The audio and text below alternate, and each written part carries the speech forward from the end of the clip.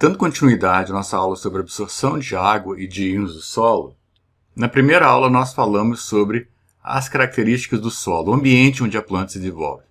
Nessa segunda aula nós vamos falar sobre os fatores que estão relacionados com o solo que podem afetar a absorção da água e dos íons que nele se encontram.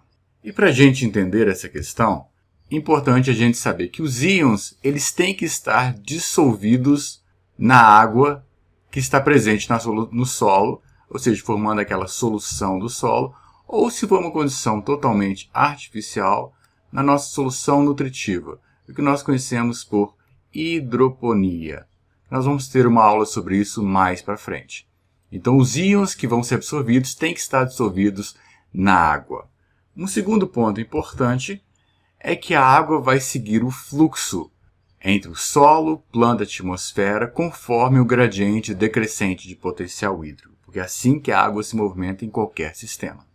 Ou seja, a água vai do maior potencial hídrico em direção ao menor potencial hídrico.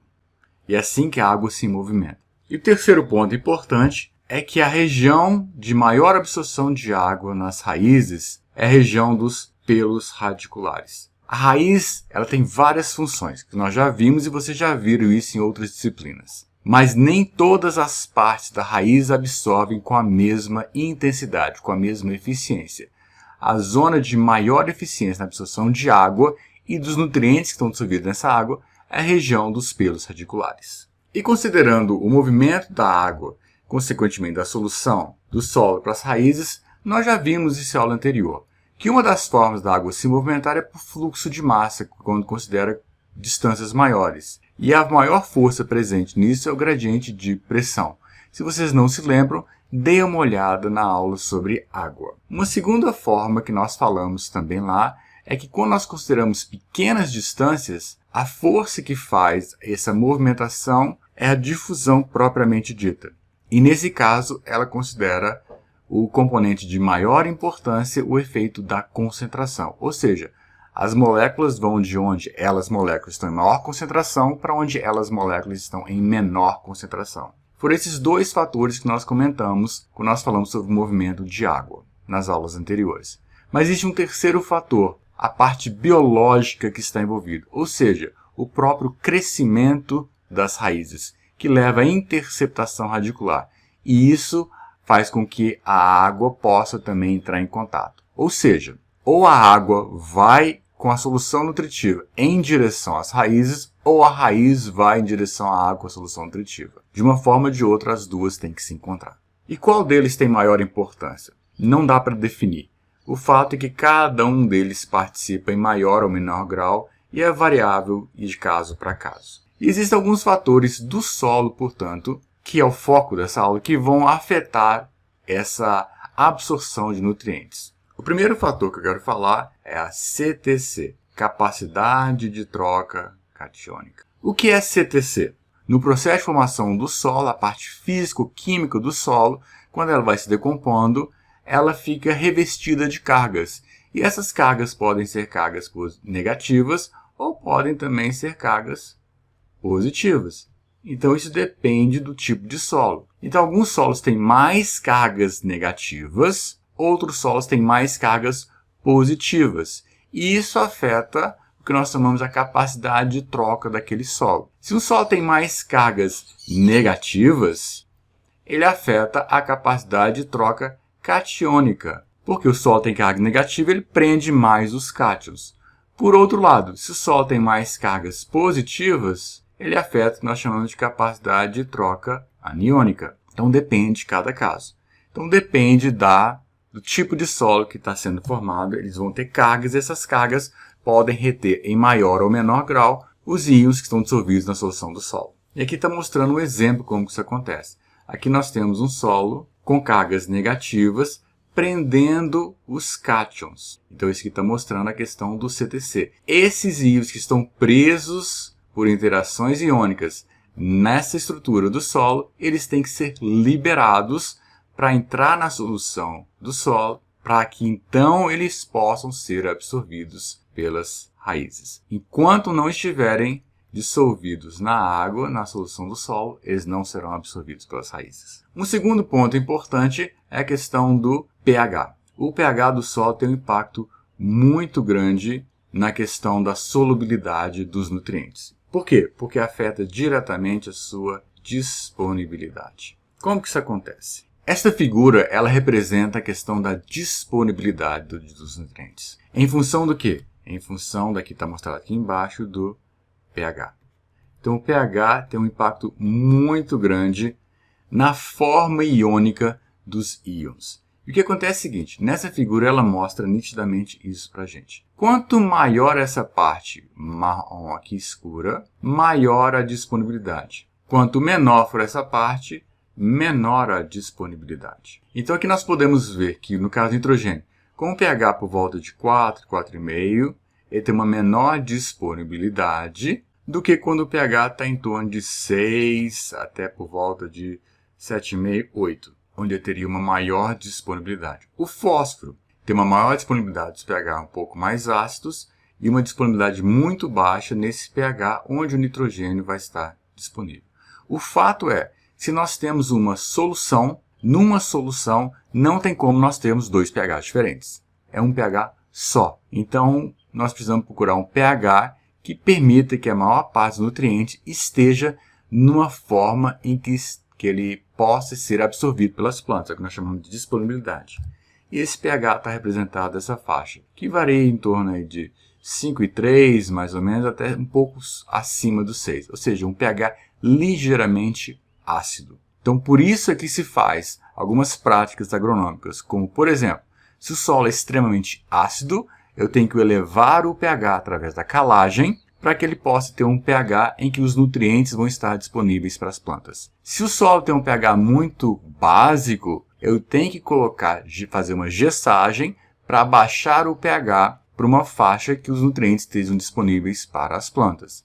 Ou seja, não basta o nutriente estar presente no solo, eles têm que estar disponível para ser absorvido pelas plantas. Um terceiro ponto está relacionado com a carga dos íons. Os íons têm cargas, e essas cargas estão diretamente relacionadas com o pH da solução. Aí lá da bioquímica fundamental, vocês lembram de pKa, pKb, todas essas coisas. Então, o pH afeta a carga do íon. Então, dependendo do elemento químico, dependendo do pH, ele pode ter cargas iônicas distintas. Mas de uma maneira geral, alguns deles vão ser classificados basicamente como cátions e outros vão ser classificados basicamente como ânions. E nós vamos ter uma aula mais para frente especificamente sobre nutrição mineral, que foge ao escopo aqui. Mas, por exemplo, eu posso ter nitrogênio na forma amoniacal, que vai ter cargas positivas, como está mostrado aqui. Mas eu posso ter nitrogênio na forma nítrica, como está mostrado nessa forma aqui. Então, potássio, cálcio, magnésio são preferencialmente cátions, enquanto fósforo, enxofre e alguns outros são preferencialmente ânions. Isso aí vai estar diretamente relacionado com a interação que ele vai ter no solo. Então, se o solo tem uma alta capacidade de troca catiônica, ou se tem uma alta capacidade de troca aniônica, dependendo do íon, ele vai interagir mais ou menos, ser retido mais ou menos, e isso vai afetar a quantidade de nutrientes livres para serem absorvidos. Uma outra questão é disponibilidade de água. Esse é o quarto item. O que isso quer dizer? Nós enfrentamos alguns problemas. Primeiro, se tem falta de água, as plantas não vão crescer. E lá nas primeiras aulas que nós falamos sobre água, nós vimos como que a água afeta o crescimento e o desenvolvimento das plantas de diversas formas. Mas a água precisa estar presente para as plantas crescerem. Se eu não tenho água, as plantas não crescem. Isso é um problema característico das regiões áridas, semiáridas e regiões que apresentam períodos de veranico. Então, quando não tem água, eu tenho que suprir essa água através de alguma forma de irrigação ou contar com São Pedro. Então, vamos fazer o seguinte, vamos colocar bastante água. Então vou encharcar o solo. Isso aí pode trazer outros problemas. Porque se você encharca o solo, você tira o oxigênio que está presente nos poros do solo, nos macro e nos microporos, e isso vai levar a uma condição de anaerobiose, e as raízes, se elas não tiverem condições de lidar com a condição de anaerobiose, você pode ter consequências sérias, graves para a sua planta, e ela pode efetivamente não sobreviver. Então, o ideal é nós procurarmos uma condição para aquele tipo de solo que forneça água em quantidade suficiente, mas que não sobrecarregue o espaço aéreo do solo, de tal forma que as raízes possam respirar. Isso é o que nós vemos quando a gente fala sobre capacidade de campo e ponto de murcha permanente. São características típicas de solo para solo. Alguns solos vão ter uma capacidade de campo maior, ou seja, consegue reter mais água. Outros solos vão ter uma capacidade de campo menor, ou seja, consegue reter menos água. Então está diretamente relacionado com o tipo de solo, com a estrutura física do solo. Um solo mais arenoso retém menos água, um solo mais argiloso retém mais água, que vão estar presos nos macro e nos microporos. E por outro lado, nós temos o ponto de murcha permanente. O que é isso? A água ela tem que estar disponível para a planta.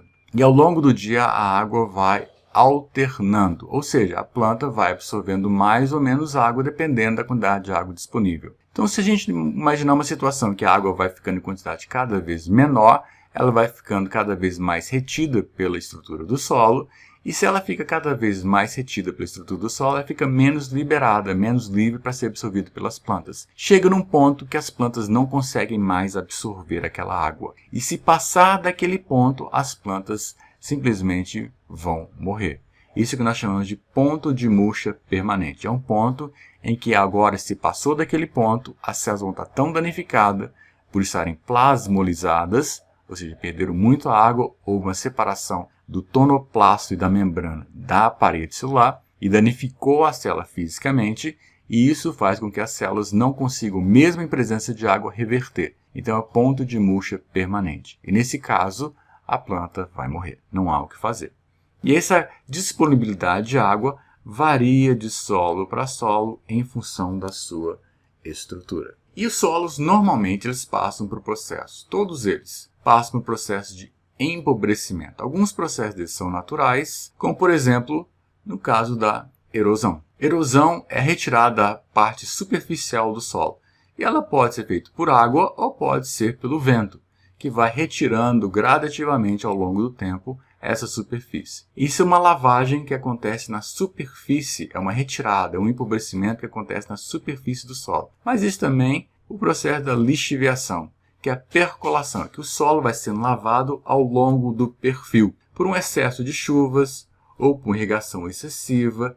Isso está diretamente relacionado, lógico, com a estrutura do solo. Então, alguns solos são lavados com maior facilidade, outros com menor facilidade. Esse é um dos grandes problemas que acontece com contaminação de lençóis freáticos, seja com herbicidas, fungicidas ou mesmo com nutrientes que vão sendo lavados, que são lixiviados ao longo do perfil e contaminam os lençóis freáticos mais profundos. E também existe a questão do fogo natural, é o que faz parte daquele ecossistema. E o fogo vai levar à liberação, ao retorno de substâncias de alguns elementos químicos para a atmosfera, empobrecendo o solo. E alguns outros processos são os artificiais, ou seja, que tem interferência do homem no processo. E dentre eles, a própria agricultura. Por que a agricultura faz isso?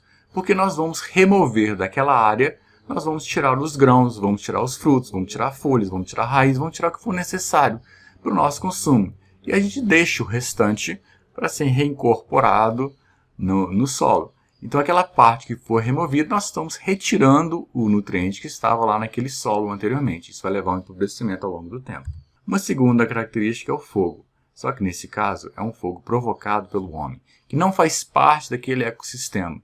Isso vai fazer com que os nutrientes que estavam antes incorporados em estruturas orgânicas que sejam liberados para a atmosfera quando não deveriam. Isso vai levar ao empobrecimento do solo. Em condições de equilíbrio, existe o processo natural de reciclagem de nutrientes. E, consequentemente, esse processo de empobrecimento que vai acontecer de uma forma muito, mas muito mais lenta do que quando há principalmente a interferência do homem naquele ecossistema. E com isso nós terminamos essa subaula que fala sobre os fatores do solo que afetam a disponibilidade dos nutrientes para serem absorvidos pelas raízes, pelas plantas, e nós nos vemos então na nossa próxima videoaula.